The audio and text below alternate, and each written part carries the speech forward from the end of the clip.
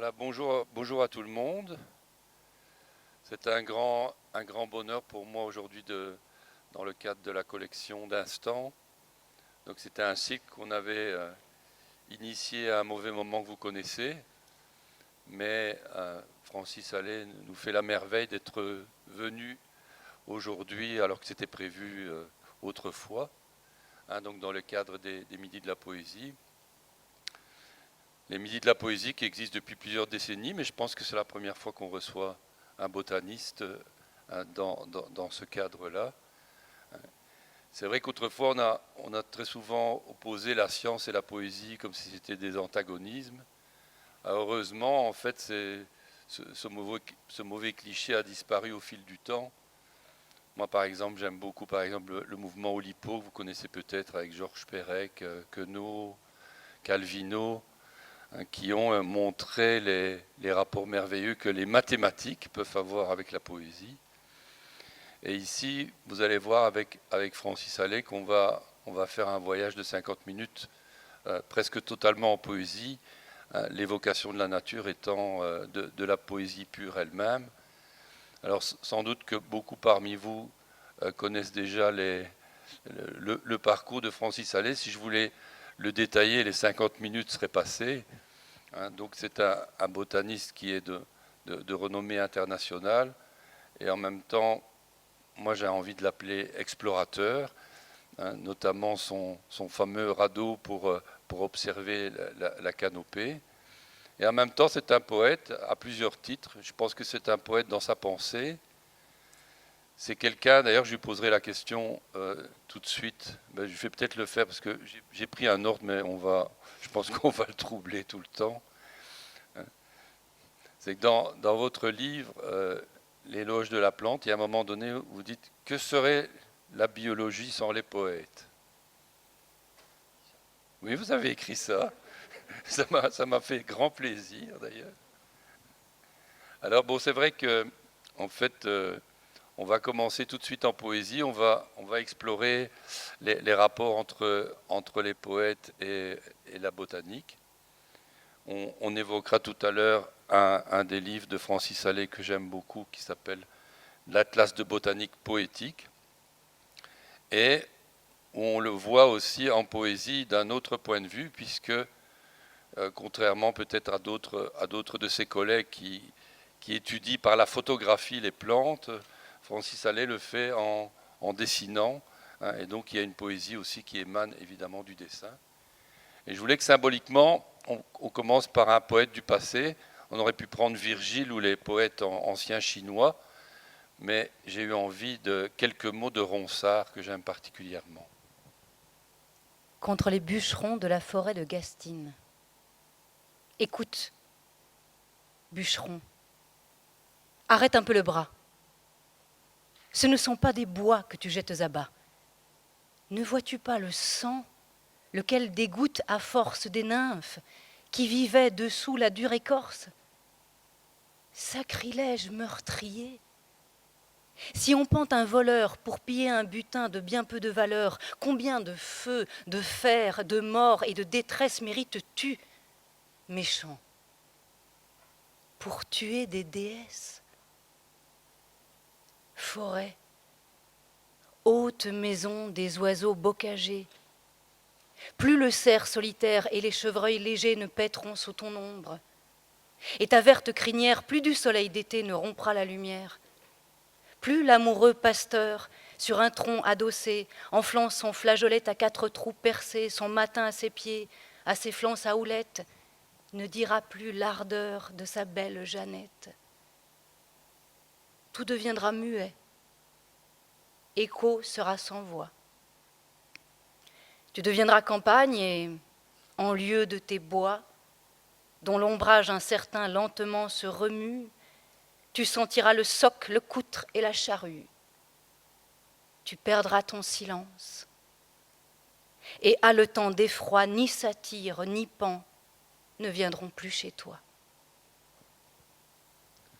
Voilà un texte de la Renaissance, mais je pense qu'il est d'une certaine modernité à vos yeux aussi. Alors peut-être qu'on évoquera tout à l'heure, mais Moi, ça m'a fait penser à votre combat de la forêt primaire. Si vous pouvez nous en dire un mot, même si c'était un très vaste sujet. J'ai passé ma vie à courir après les forêts primaires. Je travaillais dans les... Vous m'entendez là? Je travaillais dans les tropiques et j'en ai trouvé pas mal à l'époque. J'adore les forêts primaires parce que c'est vraiment les plus belles et les plus intéressantes. Après toutes ces années tropicales, je reviens en Europe, pas de forêt primaire. Excusez-moi, je ne veux pas être discourtois, mais ce qu'on a ici comme forêt, c'est des malheureuses petites forêts secondaires. On peut les aimer, mais ceux qui les aiment, c'est qu'ils n'ont pas la référence absolue que représente la forêt primaire. Bon, de sorte qu'avec un groupe d'amis, on a décidé de refaire une forêt primaire en Europe de l'Ouest. Il y en a une en Pologne, mais elle est très menacée. Puis pourquoi est-ce qu'elle est si loin? Moi, j'ai envie qu'elle soit près d'ici. Voilà, c'est pas très compliqué. Je vais vous dire, ne rien faire. On ne retire rien, on ne rajoute rien. Par contre, il faut une grande surface parce qu'il y a beaucoup d'animaux. Et il faut beaucoup de temps parce qu'il faut 3 forêts successives avant d'arriver à la forêt primaire. Je suis sûr que je ne serai pas là à l'inauguration. Alors j'avais envie qu'on parte de l'enfance parce que moi, ce qui est assez particulier, c'est que mon père, qui est un poète qui s'appelle Pierre Coran, quand j'avais 6 ans, il est parti habiter au milieu d'une forêt. Je n'avais pas de frère ni de sœur. Et donc j'avais un terrain de jeu de 6 km² qui était un terrain d'exploration pour les sens. Mon écrivain préféré s'appelait Andersen. Son premier conte s'appelle Le Briquet. Et ce briquet magique permet d'entrer dans les arbres pour les explorer. Donc c'était quand même quelque chose d'absolument extraordinaire. Et du coup, en lisant votre œuvre, j'avais envie de penser à... Puisque vous êtes un grand monsieur de 83 ans, il vient de me dire qu'il prépare une exposition pour le Costa Rica, quand même. C'est quand même extraordinaire. Ben, disons que oui, à votre âge, c'est vrai que vous paraissez vraiment être un jeune homme, mais vous me disiez tout à l'heure d'ailleurs que ces explorations, c'est votre façon évidemment d'avoir bonne santé. Mais là, je voulais me plonger plus dans votre enfance, pour savoir si vous étiez un enfant qui montait aux arbres, par exemple. Oui. Bien entendu. Il y avait un petit châtaignier, facile à grimper, et ça me permettait d'atteindre la branche basse d'un grand pin d'originaire de Corse. Et là, je montais très très haut, et c'est des souvenirs inoubliables. Ça. Ah oui. Et moi, quand je rencontre les enfants, je leur dis toujours une expression qui peut faire sourire. Je disais... J'avais l'impression d'entrer dans l'amitié des arbres. Qu'est-ce que vous pensez d'une expression comme celle-là? L'amitié des arbres, vous y êtes, Karl. Ce sont vraiment nos alliés, ce sont les êtres vivants qui nous aident le plus. On peut vraiment les considérer comme nos amis. Ils sont assez discrets et un peu taiseux peut-être, mais ce sont nos amis, oui. Hélas, on les méprise beaucoup. Oui, parce que souvent vous dites l'homme est l'ennemi. Donc c'est vraiment le mot est lancé. Hein, l'homme serait l'ennemi en fait de l'arbre. Le seul ennemi. Le seul ennemi. Parce qu'il y a des maladies, bien sûr, et la graphiose de l'orme. Bon, ça tue les ormes faibles et ça laisse des ormes intacts qui sont résistants. Et donc, à long terme, on va avoir une population d'ormes résistants. Donc, cette maladie, c'est pas un drame, c'est plutôt bien. Si je vous évoque un poète qui s'appelait José Maria de Heredia, ça peut vous rappeler un arbre, non? Ça, c'est dans un tilleul. Non. Non? Au jardin du Luxembourg. C'est vrai, oui, ça pourrait me revenir, oui, effectivement. Parce que votre papa était agronome, il me semble. Oui, oui. Donc il y avait quelque chose qui était dans la famille déjà. L'agronomie, c'est pas la botanique, mais enfin, ça m'a appris tout ce qu'on pouvait faire avec un hectare de terre bien conduit et juste un petit bois qui nous permettait de nous chauffer l'hiver. Et ça, je n'oublierai jamais. Parce que un rapport d'ailleurs entre la botanique et la poétique, en quelque sorte, c'est que les définitions sont difficiles. Hein. Quand on dit c'est quoi la poésie, il suffit de la définir pour trouver un poème qui n'est pas hein. Donc moi, je dis souvent d'ailleurs aux enfants, c'est comme si tu étais d'attraper un oiseau, mais il a toujours une seconde d'avance sur toi, ou c'est l'arrêt de tram où tu t'arrêtes jamais. Hein. Et quand on vous demande ce qu'est un arbre, par exemple, quelle est votre réponse? C'est pareil, je suis incapable de le définir. J'ai beaucoup travaillé là-dessus, j'ai fait beaucoup de définitions. Et à chaque fois, je trouvais des exceptions. Mais ce n'étaient pas des petits détails, c'était des choses très importantes qui ne tenaient pas dans la définition. Alors, je laisse tomber, voilà. Après tout, quand je dis arbre, on comprend ce que je veux dire. Ou poésie, quelque part, on comprend ce qu'on veut dire. Hein, ça, c'est assez extraordinaire. Mais effectivement, l'arbre, c'est quand même ce qui tend normalement vers les étoiles, donc c'est la poussée vers le haut. Mais vous avez trouvé des arbres qui poussent sous la terre, par exemple. Des arbres souterrains, oui. Ouais. Bon, donc j'ai laissé tomber la définition, voilà.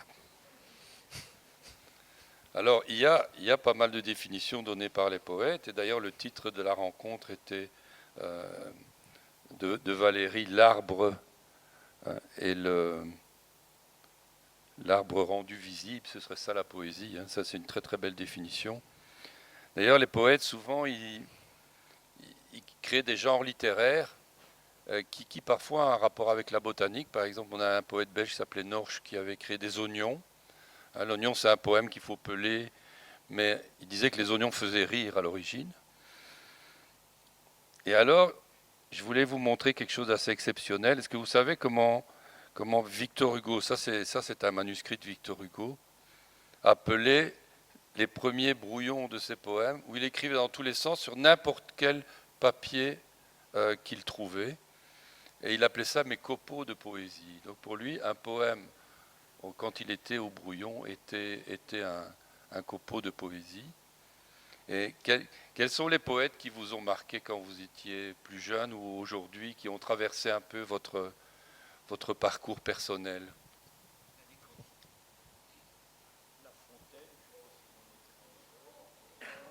Ah oui. La Fontaine. Qui était forestier d'ailleurs. Vous le considérez comme un poète? Pour moi, ça a été... La Fontaine, bien sûr. Oui, d'accord. Bon, pour moi, ça a été quelqu'un d'essentiel. Le chêne et le roseau, c'est encore des choses qui me résonnent. Il y en a eu beaucoup d'autres. On va en écouter un d'ailleurs, et même deux. Francis Ponge. Francis Ponge. Faune et flore. La faune bouge, tandis que la flore se déplie à l'œil. Toute une sorte d'êtres animés est directement assumée par le sol. Ils ont au monde leur place assurée, ainsi qu'à l'ancienneté leur décoration. Différents en ceci de leurs frères vagabonds, ils ne se sont pas surajoutés au monde, importants au sol. Ils n'errent pas à la recherche d'un endroit pour leur mort, si la terre, comme des autres, absorbe soigneusement leur reste. Chez eux, pas de soucis alimentaires ou domiciliaires, pas d'antre-dévoration, pas de terreur, de courses folles, de cruauté, de plaintes, de cris, de paroles. Ils ne sont pas les corps seconds de l'agitation, de la fièvre et du meurtre. Dès leur apparition au jour, ils ont pignon sur rue ou sur route. Sans aucun souci de leurs voisins, ils ne rentrent pas les uns dans les autres par voie d'absorption. Ils ne sortent pas les uns des autres par gestation. Ils meurent par dissécation et chute au sol, ou plutôt affaissement sur place, rarement par corruption. Aucun endroit de leur corps particulièrement sensible, au point que percé, il cause la mort de toute la personne. Mais une sensibilité relativement plus chatouilleuse au climat, aux conditions d'existence. Ils ne sont pas.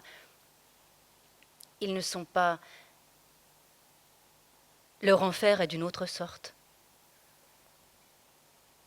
Ils n'ont pas de voix. Voilà un court extrait. C'est un auteur que vous aimez beaucoup citer. Qu'est-ce que sa parole vous apporte par rapport à vos recherches? On a l'impression que vous êtes en en connexion avec ce qu'il nous raconte. Ouais, c'est un peu idiot, mais c'est parce que c'est un Montpellierin comme moi. Ah bon? C'est pas une raison, hein. Il est très très bon. Alors c'est vrai que dans la parole du scientifique, souvent vous dites qu'il y a des moments où la parole scientifique a ses propres limites, et c'est là que vous entrez en poésie alors. Je ne veux pas dire du mal du langage scientifique qui est très précis et très concret. Et puis c'est le mien. Bon, mais je vois bien qu'il a des limites en effet. Et à ce moment-là, qu'est-ce qu'on fait? On laisse tomber, on abandonne. Ou alors on embraye sur le langage poétique.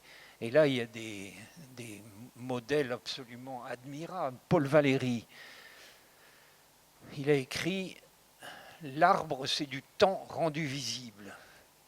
Moi, quand j'étais étudiant, je me suis dit, bon, c'est de la licence poétique, ça ne veut rien dire. J'ai mis très longtemps à comprendre qu'il avait raison. Voilà, les poètes, ils ont des espèces de fulgurances comme ça.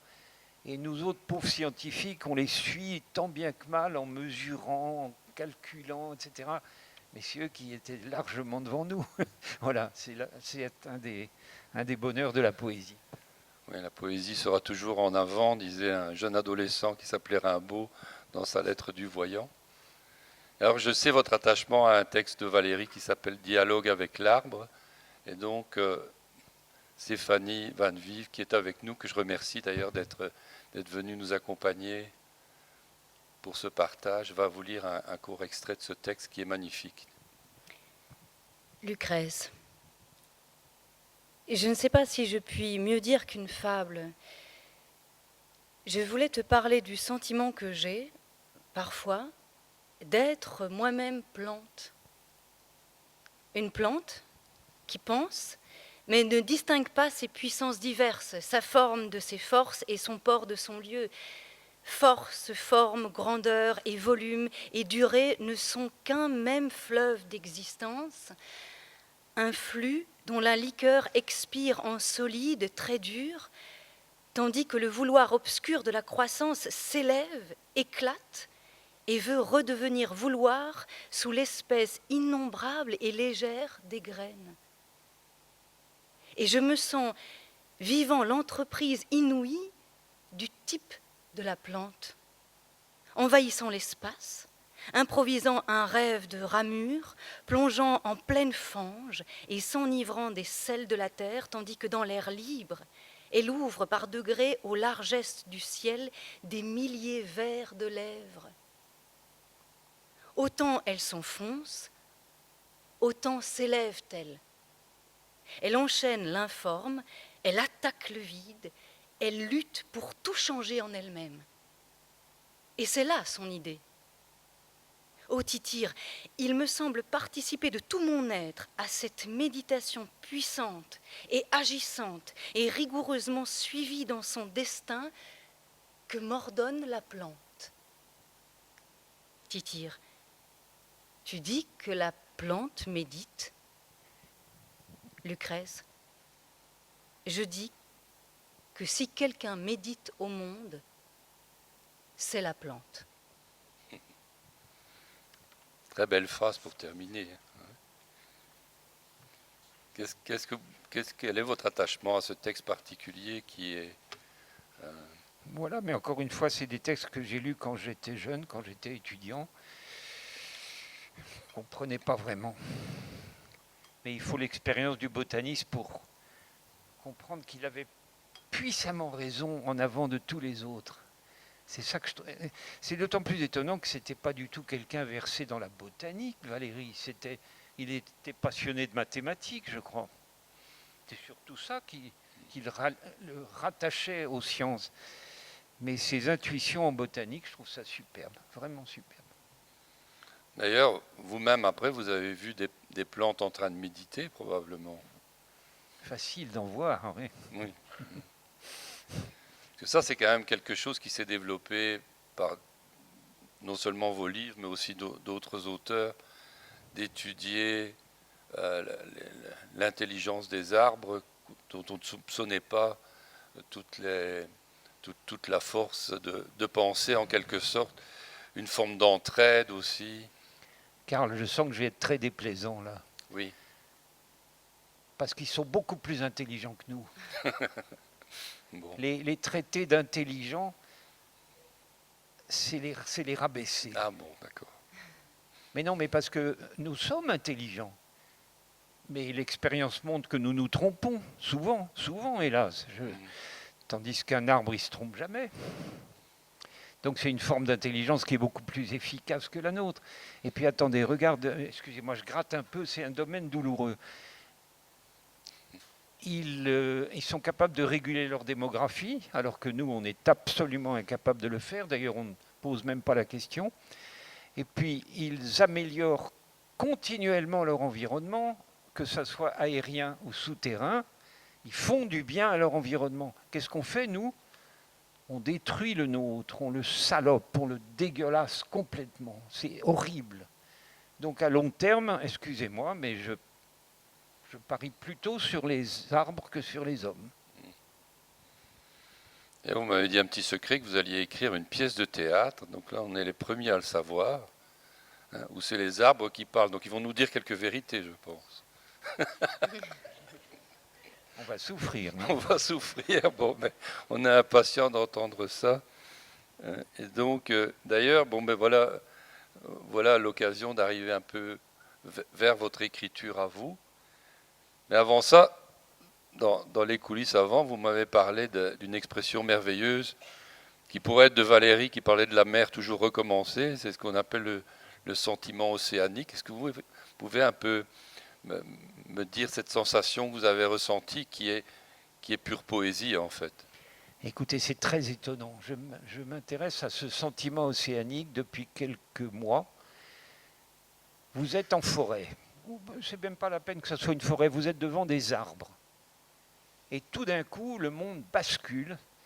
Ces arbres deviennent énormes et magnifiques, lumineux, et surtout, il n'y a plus de limite entre vous et la forêt. Vous en faites partie. Ça s'appelle le sentiment océanique, et c'est l'époque de Freud, et ils ont donné ce terme-là. Ça n'a rien à voir avec l'océan ni avec la mer. Hein. C'est un espèce de basculement dans la poésie. Ça vous fait profondément plaisir. Et vous n'avez pas du tout envie que ça s'arrête. Malheureusement, ça ne se contrôle pas, ça ne dure pas, ça s'arrête. Clac, comme si c'était coupé. Eh bien, on garde de ce sentiment océanique, on garde le souvenir toute sa vie. Et à chaque fois, le bonheur revient. Je suis très, très étonné par ce sentiment-là. Je l'ai trouvé exprimé sous des formes différentes dans beaucoup de littérature. Mais d'ailleurs, quelque part, vous dites que peut-être la chose la plus sublime au monde, c'est être sur la canopée la nuit, par exemple.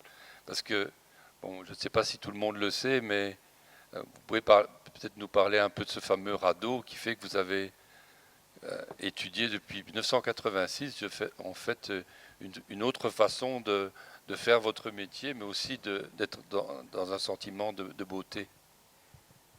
Depuis 1982, donc c'est pas très vieux, nous savons que le sommet des forêts tropicales, c'est l'endroit où il y a le plus de diversité au monde. C'est l'endroit le plus vivant du monde. Mais les scientifiques qui ont établi ça, ils ne sont pas montés. Ils ont travaillé avec des gaz toxiques qui montaient du sol. Enfin bon, je n'insiste pas sur les détails. Mais sachant cela, que l'essentiel de la biodiversité terrestre était dans la cime des arbres, moi je n'ai eu qu'une envie, c'est de monter. Comment monter? J'ai eu la chance de tomber sur un pilote de montgolfière, un Lyonnais très, très, très énergique et très aventureux. Il m'a dit, d'accord, je t'emmène là-haut. Ok, on est parti en Guyane et on a volé avec l'Alizé au ras de la canopée. Je lui dis, arrête-toi, il faut que je puisse regarder. Mais il me dit, je ne peux pas m'arrêter. Parce que pour s'arrêter, il faut dégonfler le ballon. Il me dit, si je le dégonfle, ça va s'accrocher dans les branches et je ne pourrai plus le gonfler. Alors on a réfléchi chacun de notre côté et on a décidé que pour dégonfler la montgolfière, il fallait un espèce de filet. Et au départ, c'était ça, juste pour pouvoir dégonfler la montgolfière. Puis après quelques essais de cette manière-là, on s'est dit, mais c'est idiot que ce filet, il porte un ballon vide. C'est nous qui le doit porter. Alors on a fait le radeau, voilà. On a travaillé pendant 30 ans sur des canopées dans le monde tropical tout entier, mais je peux vous dire qu'on n'en a fait que toute petite partie. Ça reste totalement à découvrir. Il faut dire que la biodiversité là-haut, elle est fantastique. Les journalistes nous demandent souvent si on a trouvé des espèces nouvelles. Ça nous fait rigoler parce que la difficulté là-haut, c'est de trouver une espèce qui ne soit pas nouvelle. Notamment dans les insectes, ça se compte par millions les espèces nouvelles d'insectes. Ah non, mais c'est inimitable. Alors quand on lit vos livres, on voit à la fois le scientifique, la rigueur de la recherche, mais aussi, c'est une autre définition de la poésie, ce qui serait donner à voir. Et Stéphanie va nous lire un extrait que vous avez choisi. Peut-être vous pouvez nous dire un mot du livre duquel il est issu. Écoutez, c'est une promenade en forêt tropicale. Ça commence par une promenade au sol, comme tout le monde peut le faire. Et puis au bout d'un moment, c'est un objet inattendu, on voit une corde qui pend et qui est amarrée là-haut au radeau des cimes. Alors la deuxième partie, c'est une promenade sur la canopée. La pause de midi ne restera pas dans nos mémoires comme un grand souvenir gastronomique, mais au moins nous procure-t-elle l'occasion d'écouter les voix étranges de la forêt. La rumeur des crapauds dans un marécage lointain, les gémissements de deux arbres que l'alizé fait grincer l'un contre l'autre, le claquement des fruits secs dans les hautes branches, suivi du crépitement des graines sur la litière, le bruit assourdissant des cigales, dont les stridulations évoquent d'actives scieries ou des arcs électriques. Les crétecs achevés, ce sont des petites cigarettes. Crétec, excusez-moi, c'est ce qu'on fume là-haut. C'est des cigarettes indonésiennes, c'est un mélange de tabac et de clous de girofle. Les crétecs achevés, la marche reprend. On monte, on descend, on franchit des cours d'eau sur des troncs tombés, dans les odeurs de vases, de terreau et de champignons. Des amas de feuilles mortes, de bois en décomposition et de débris divers parsèment les sous-bois. Ce dernier est un pourrissoir. Mais s'il n'est pas que cela, de temps à autre, trop rarement à mon goût, un incroyable parfum floral mêlant la fraîche glycine, l'olivier de Bohême et la rose du juin descend de la canopée avec on ne sait quel gin à l'envers et bouleverse nos sens dans l'ambiance austère des sous-bois.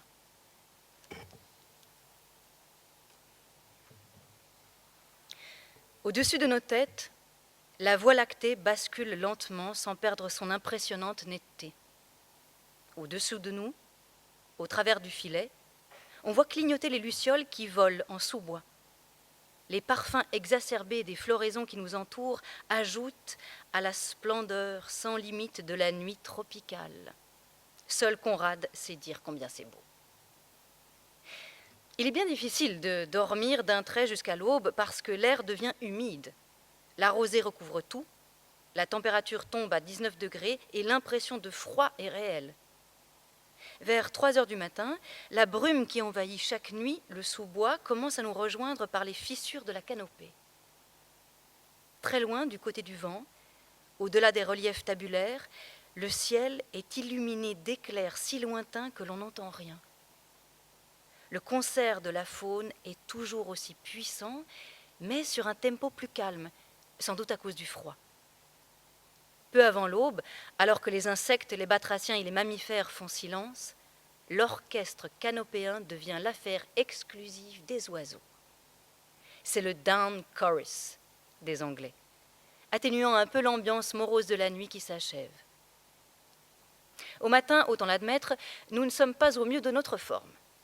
Assis somnolents sur des poutres pneumatiques dégonflées par le froid, avachis et ruisselantes de rosée, nous contemplons nos duvets humides, nos biscuits mous et nos tasses de thé tiède.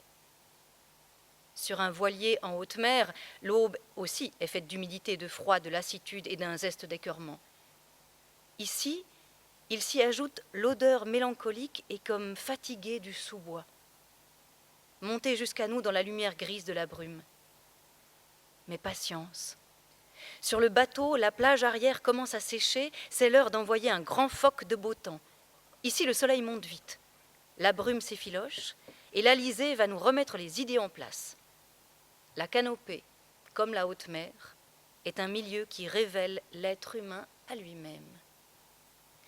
Alors, face à cette canopée tropicale plus belle et plus vivante que jamais, il nous reste à affronter les véritables difficultés que ce milieu vierge oppose à la présence insolite de l'être humain.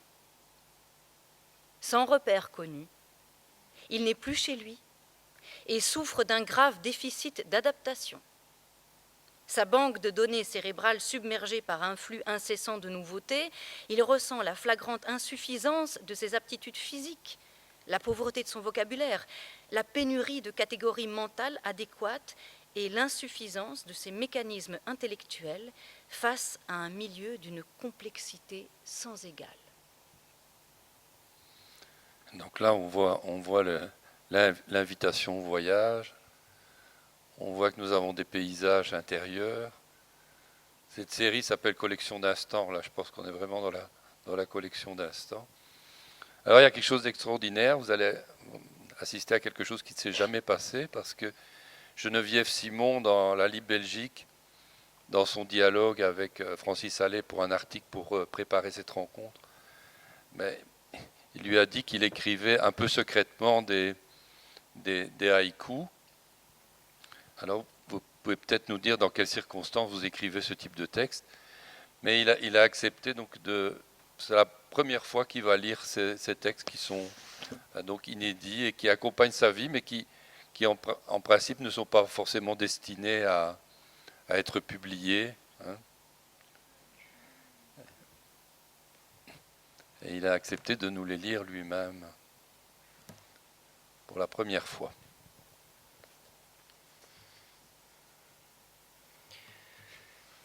Les haïkus, je les adore depuis très longtemps, mais je ne suis pas le seul, je pense que tout le monde les aime. Il y a quelque chose qui me dérange, c'est que dans le haïku classique, il faut un marqueur de la saison. Pas grand-chose, un martinet, une fleur de violette, voilà, ça va, ça suffit, on sait à quelle est la saison. Et moi, je travaille dans des régions où il n'y a pas de saison. L'Équateur, c'est exactement pareil toute l'année. Pareil, non, j'exagère, mais il n'y a pas de saison, voilà. Alors, je me dis, c'est pas juste, ces pays-là n'ont pas le droit d'avoir des haïkus. Ça m'a motivé pour en écrire des quantités. Je ne vais pas vous les affliger tous, mais... On ouvre la porte de l'avion, l'odeur tendre et triste des tropiques humides. Forêt équatoriale, 5 heures du matin, down chorus. Bruit de grêle, il tombe sur mon toit les fruits des diptérocarpes. Ça, c'est l'Asie. Saison sèche, cigales de midi, les coqs d'EVA pètent. Ça, c'est l'Amazonie.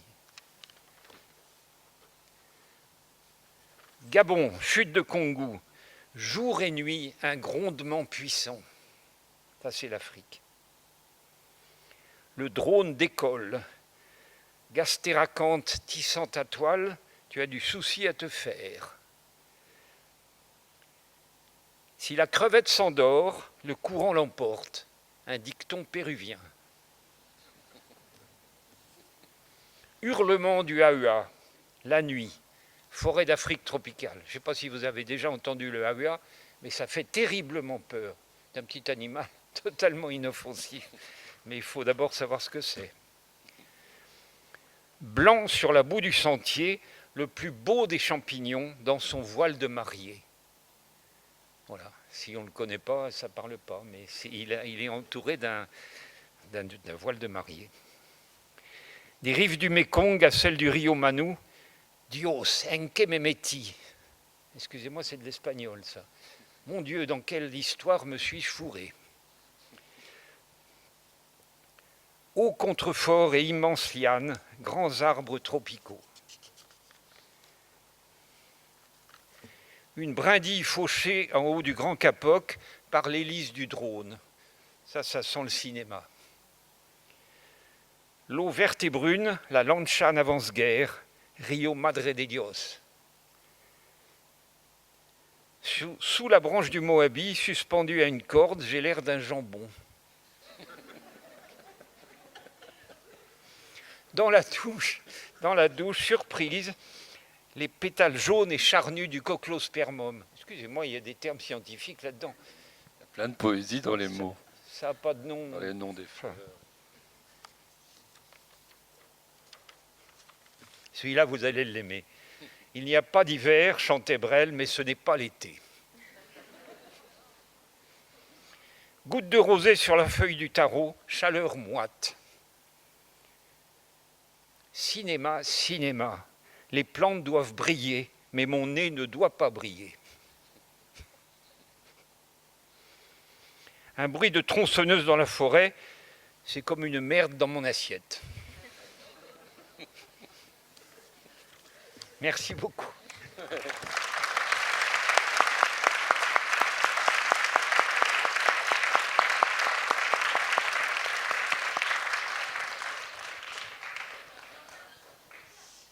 En fait, on a vraiment l'impression de petits traits comme ça, de plumes, hein, qui m'amènent à parler aussi du dessinateur que vous êtes, parce que vous devez avoir des gens qui vous disent, mais vous, l'éminent scientifique, pourquoi ne choisissez-vous pas la précision de la photographie? Pourquoi choisissez-vous le dessin pour exploration? J'explique ça. Je fais des photos aussi, mais faire clic comme ça, c'est pas suffisant. Quand vous êtes devant des arbres gigantesques, il faut prendre le temps, il faut tourner autour, il faut se poser les bonnes questions. Ça tombe bien, vous avez les réponses en face de vous. Moi, il me faut une grande demi-journée, parfois une journée entière, pour dessiner un grand arbre. Et à ce moment-là, j'essaye de le connaître réellement. Tandis que si je prends une photo, je ne connaîtrai rien du tout. Et puis les photos, je sais bien ce que c'est. 15 jours après, vous vous dites, tiens, mais où est-ce que j'ai pris ça? Et qu'est-ce que je voulais photographier? La photo, vous voyez, elle n'isole pas l'arbre que j'étudie de ceux qui sont derrière. Donc je ne vois rien. Voilà. Donc je préfère le dessin. D'ailleurs, en botanique, le dessin, c'est très ancien. Ils ont toujours dessiné. Encore maintenant, hein, au Muséum de Paris, il y a des botanistes qui ne veulent pas ou qui ne peuvent pas dessiner. Ben, ils ont des dessinateurs professionnels à leur service. Voilà. Et d'ailleurs, vous parlez souvent de peintres ou de dessinateurs que vous aimez. Dürer, par exemple, qui a... La grande touffe d'herbe de Dürer, c'est quelque chose d'admirable. Oui, Dans l'observation aussi. Oui, oui. Et vous citez un Belge, d'ailleurs, vous m'avez dit que vous ne saviez pas qu'il était belge, il s'appelait Redouté. Je ne sais pas si ce nom vous évoque encore quelque chose. C'est un très très grand peintre spécialisé dans les roses. La peinture très important chez nous. Ouais. J'étais persuadé qu'il était français. Ah, mais Excusez-moi. Ça arrive souvent, ça arrive souvent. C'est pour ça qu'il faut le rappeler. C'est pour ça qu'il faut le rappeler. Et d'ailleurs, je vais vous faire découvrir un poète, Achille Chavet. Ça ne vous dit rien. Chaque fois que je vais en France, j'ai fait une lecture. C'était dans un lieu prestigieux qui s'appelle le Panthéon, où j'étais le Belge de service, qui arrive souvent quand on est un Belge qui se balade en France. Et chacun devait parler d'un poète qui vous avait marqué dans votre enfance. Et moi, j'ai dit Achille Chavet parce que quand j'avais 5 ou 6 ans, j'étais souvent sur ses genoux. En fait, c'était un ami de mon père. Et c'était un très important, presque le plus important poète du groupe surréaliste belge. Mais autant Magritte est célèbre internationalement, autant je n'arrive jamais à trouver quelqu'un qui connaît même le nom d'Achille Chavet. Et pourquoi j'ai choisi de vous le faire découvrir? Parce que lui, il disait qu'un poème, c'était une décoction. Donc un petit peu comme on met les plantes, qu'il faut laisser un peu mariner dans sa mémoire, et puis après que ça va arriver sous une autre forme. Et je voulais vous faire découvrir en fait un ensemble, ce ne sont pas des haïkus, ce sont juste des phrases, toutes indépendantes qu'il écrivait sur des cartons de café. Et Stéphanie va nous en lire une vingtaine, et après vous allez me dire s'il y en a une qui vous touche particulièrement. Achille Chavet, décoction. Encore et toujours à la fortune du mot. On peut se découvrir comme on trouve un objet perdu. Il ne faut pas toujours tourner la page, il faut parfois la déchirer. Chaque fois que je traverse un mur, je me fais mal aux ailes. Mais je suis cet écolier qui écrira toujours ses devoirs sur une ardoise du toit de la demeure, devoirs que l'eau du ciel effacera avec douceur, comme le temps efface notre vie. Chasser le naturel, il revient à vélo. Il m'arrive de vagabonder avec les sauterelles dans la principauté de l'herbe. L'orgueil aussi est une cerise rouge. Il est poétique d'écrire simplement pour le plaisir du mot « palétuvier ». Celui qui vous dit « à vrai dire » n'est pas loin de mentir. Pardonnons au pluriel pour n'oublier personne. L'imprévisible n'est jamais que l'arrière-petit-fils du prévisible. On a beau en avoir vu de toutes les couleurs, on n'en devient pas nécessairement un arc-en-ciel. Il ne faut jamais ternir sa mauvaise réputation. On n'a jamais aussi soif qu'après avoir traversé un désert qui n'existe pas. On est parfois prisonnier d'une parole qu'on n'a pas donnée. Gardons précieusement, voulez-vous, une commune démesure. Vous devez apprendre à lire entre les lignes des pages blanches. Être un arbuste qui sourit sur votre passage. Il faut avoir le courage de remonter à la source, même si cette source est un glacier qui pleure. Je suis un vieux peau rouge qui ne marchera jamais dans une file indienne. Merci beaucoup, Stéphanie. Voilà, je vous fais découvrir ce poète. Il me faut absolument un recueil de cet homme-là. Ah ben je vais vous l'envoyer à Montpellier dès la semaine prochaine. Quelle est la phrase qui vous a marqué comme ça, brûle-pourpoint? Ah, la principauté de l'herbe. Il m'arrive de vagabonder avec les sauterelles dans la principauté de l'herbe. C'est à Monaco qu'il faut dire ça. Oui, oui. Et aussi, quand il dit, il faut savoir simplement avoir le plaisir de dire juste le mot palétuvier. Et ça, c'est quelque chose voilà, qui vous occupe beaucoup. Est-ce qu'il y a des mots comme ça du langage des plantes qui sont particulièrement beaux à votre oreille aussi? Pas moi, mais ma mère était comme ça. Elle avait un jardin magnifique et elle mettait des plantes dont elle connaissait le nom scientifique et visiblement ça lui faisait plaisir de dire Eremurus bongei.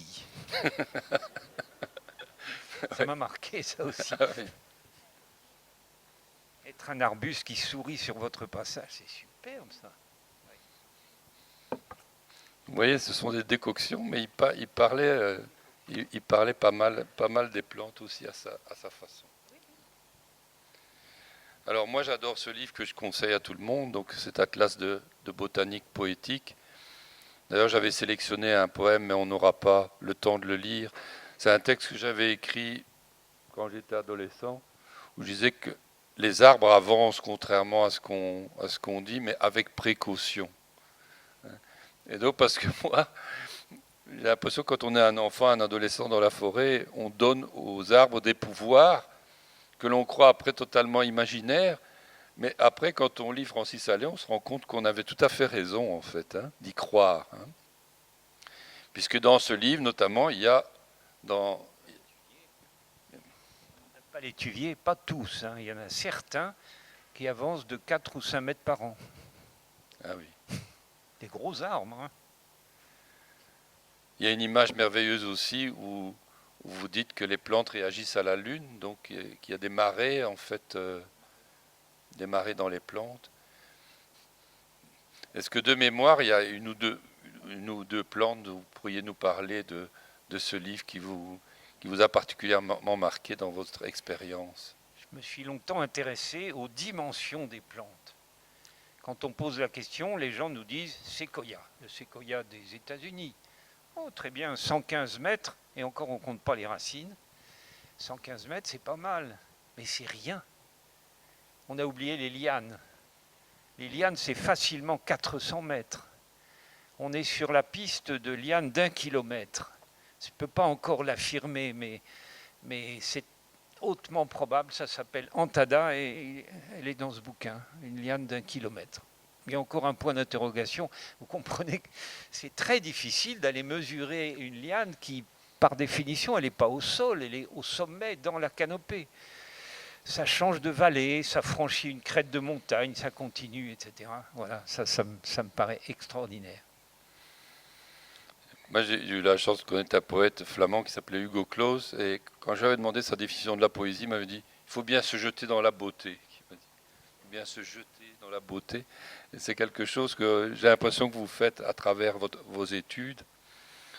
Moi, celle qui m'a le plus fasciné, enfin, il y a l'âge aussi des arbres, parce que on dit on a un arbre qui a 400 ou 500 ans, mais en fait, il y a des arbres qui sont il y a des plantes en tout cas qui sont beaucoup plus vieilles que ça.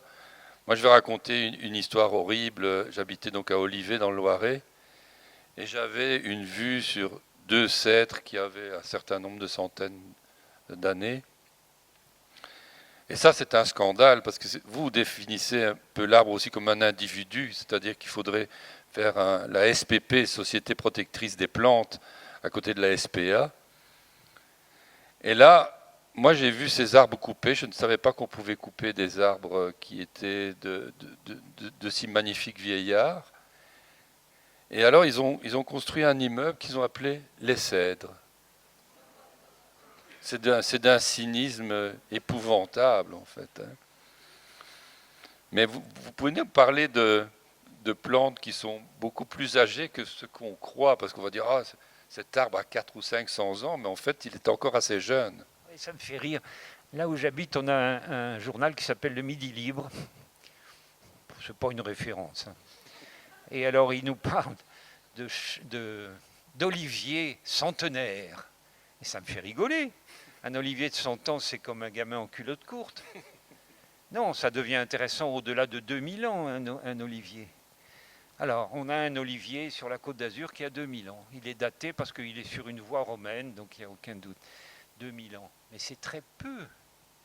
Attendez, on est passé à 10 000 ans, à 30 000 ans.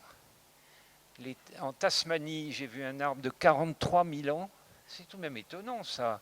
Parce que 43 000 ans, à l'époque, il n'y avait pas une espèce humaine comme maintenant. Il y en avait 2. Il y avait Homo sapiens, comme vous et moi, et puis l'homme de Néandertal. On croyait que ça s'arrête là, mais maintenant les Américains nous annoncent un clone de peuplier qu'ils appellent Pando et qui aurait 80 000 ans. Mais alors, c'est une idée très dérangeante, mais il faut s'habituer au fait qu'il y a des arbres qui sont immortels, potentiellement immortels, parce que vous pouvez toujours les détruire, bien sûr. Mais si on les laisse tranquilles, ils ne mourront pas. C'est le cas du Pando des États-Unis.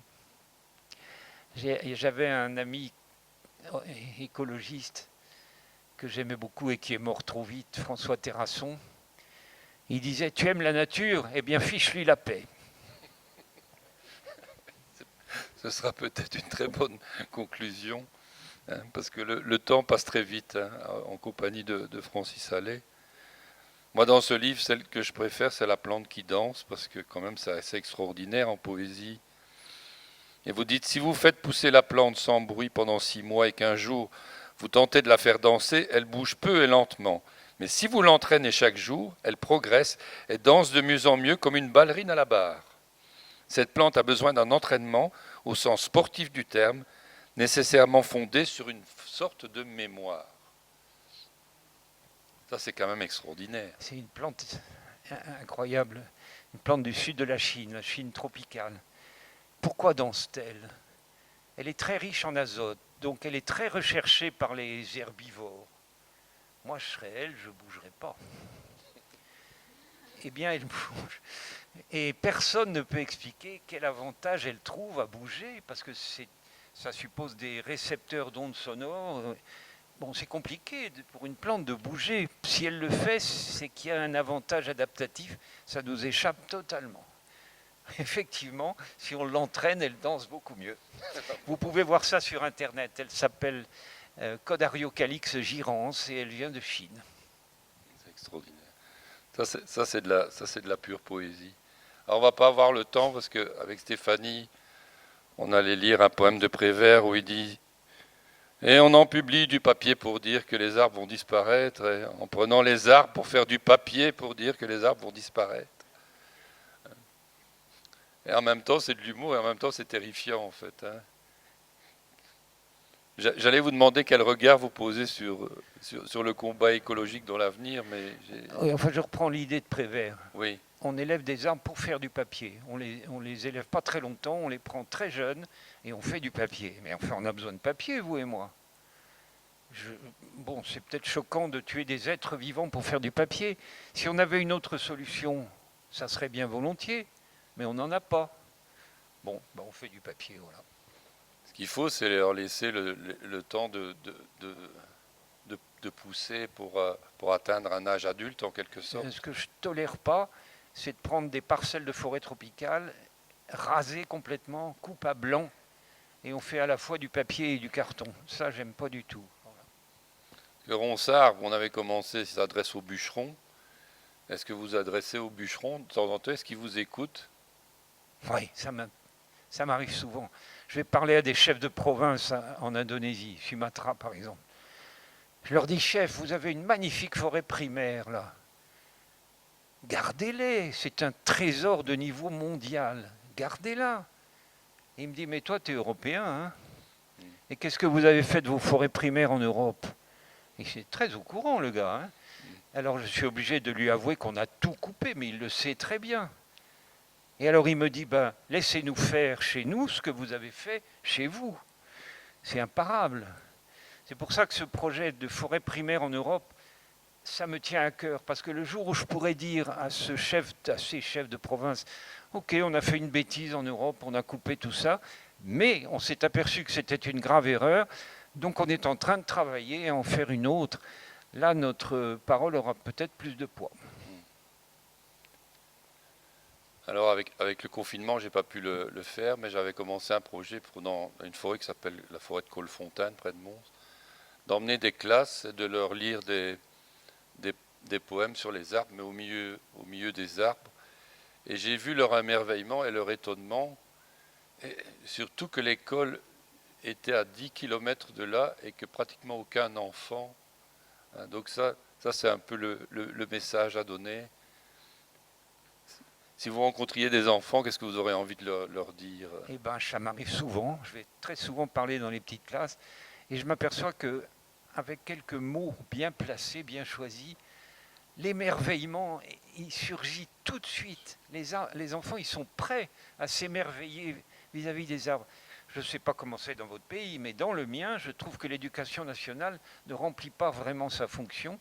C'est au tout petit âge qu'on devrait inculquer des bases d'écologie qui vont leur servir toute leur vie. Mais on ne le fait pas.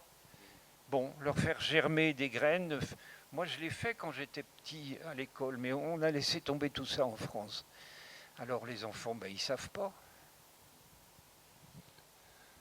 Alors je voulais terminer symboliquement parce que mon père a quelques années en plus que vous et il vit au milieu d'une forêt et alors il m'a dit que quoi qu'il arrive dans un futur proche ou lointain, ne me sépare jamais de ma forêt sinon je meurs immédiatement. Donc ça fait partie de sa respiration et donc voilà, c'est lui qui m'a enseigné à cet amour profond qui fait que dans tous les livres il y a plusieurs poèmes qui parlent de cela.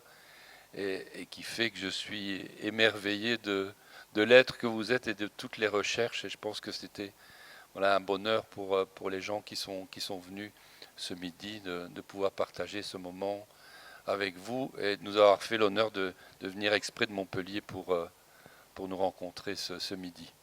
Karl, vous saluerez votre père de ma part. Avec grand bonheur. Et puis je voulais dire que je suis extrêmement content d'être là parce que ouais, pour me changer les idées, il n'y a pas mieux. Voilà, Merci. Merveilleux alors. Bravo.